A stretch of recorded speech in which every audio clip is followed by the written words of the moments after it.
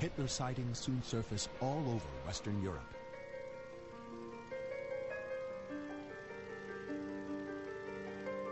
One Nazi pilot tells of spiriting his leader to Denmark. Other reports claim Hitler is disguised as a shepherd in the Alps, or as a dealer in a posh French casino. One of the most disturbing stories comes from Sweden. It says Hitler and his bride, Eva Braun, had 2 children and fled to be with them. The report revives fears of Hitler's spawn, training to lead a Nazi revival. For many, the story is chilling proof that Hitler's urge to destroy will live forever, even if in some other form. He was viewed in the West as being something beyond human, something sheer evil. Was it really possible for him to be dead?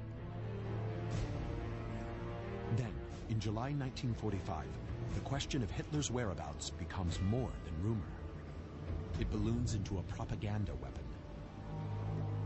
When the war's victors meet outside Berlin, Joseph Stalin insists that Hitler is still alive. He suggests the German leader fled to Japan by U-boat, or perhaps to Spain, where Europe's last fascist, Francisco Franco, still rules. The accusations are an ominous sign that Stalin will use Hitler's disappearance to rattle his enemies. Stalin, in his usual rather sphinx-like way, wanted to keep everybody guessing, to be able to make everybody uncertain, both in his own entourage and, of course, on the world stage, appealed to his vanity and his very perverse sense of humor. Then, an intriguing clue surfaces that suggests Stalin may be onto something. A German U-boat pulls into a foreign port, not in Japan or Spain, but in the South American nation of Argentina. Argentina's Juan Perón is an open admirer of Hitler's regime, and the country is already home to many powerful Nazis. In the coming years, many more will arrive, including the wanted war criminals Adolf Eichmann, the architect of the death camps, and Joseph Mengele, dubbed Auschwitz's Doctor of Death. Was Hitler planning to join his henchmen in Argentina, and with them, Juan Perón? Yet at first, no one suspects Perón of harboring Hitler. Under intense American pressure, Argentina had declared war on Germany in March 1945. There are also the 7,000 miles separating the two countries, a huge distance for Hitler to travel undetected. But 2 months after the war ends, Argentina and Perón fall under intense scrutiny when a pair of U-boats appears off the coast. The first, U-530, surfaces on July 10th. 5 weeks later, the second arrives. Reports immediately fly that Hitler has harnessed Nazi Germany's stealthiest weapon to make a nearly miraculous getaway. This certainly caused quite a stir. Why would a U-boat come to Argentina after the end of the war unless there was some covert reason for it to do so? The Argentines quickly turned the crews over to the Americans for questioning.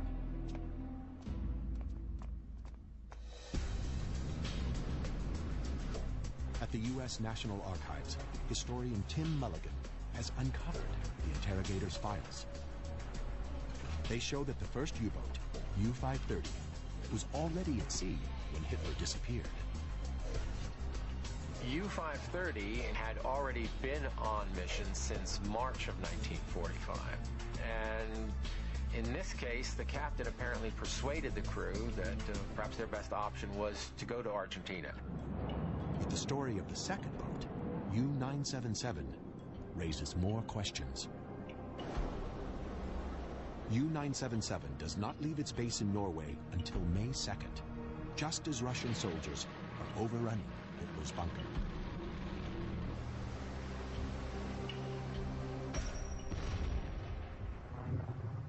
Germany invaded Norway in 1940, and in May 1945, its armies still occupy the country. If Hitler does succeed in flying from Berlin, as the Russians suggest, he could flee to Norway. There, he could board U-977 before it sets off on May 2nd, with orders to patrol the North Atlantic. U-977 is not the only U-boat at sea at war's end. When most get news of Germany's capitulation, they surrender. But U-977 does not turn up for another 2.5 months. Altogether, they were at sea 105 days. By contrast, the longest U.S. submarine patrol of all of World War II was only 84 days. The journey's length leads many to believe U-977 took a detour. Perhaps it traveled to southern Argentina, or even the Antarctic, and dropped Hitler before it surrendered. Suddenly, South America is awash in Hitler sightings. Tips pour into FBI headquarters in Washington and set off alarm bells as high as the office of Director J. Edgar Hoover. Adolf Hitler is on a ranch 450 miles northwest of Buenos Aires. Hitler is in Bogota, Colombia. Hitler is in room 1027, Continental Hotel, Argentina. The tips warn of rich Nazi sympathizers and secret hangouts where Hitler is hiding. Fearful Hitler's Nazi party could re-emerge in the Americas. FBI agents will spend the next decade on the case and compile a file more than 700 pages thick.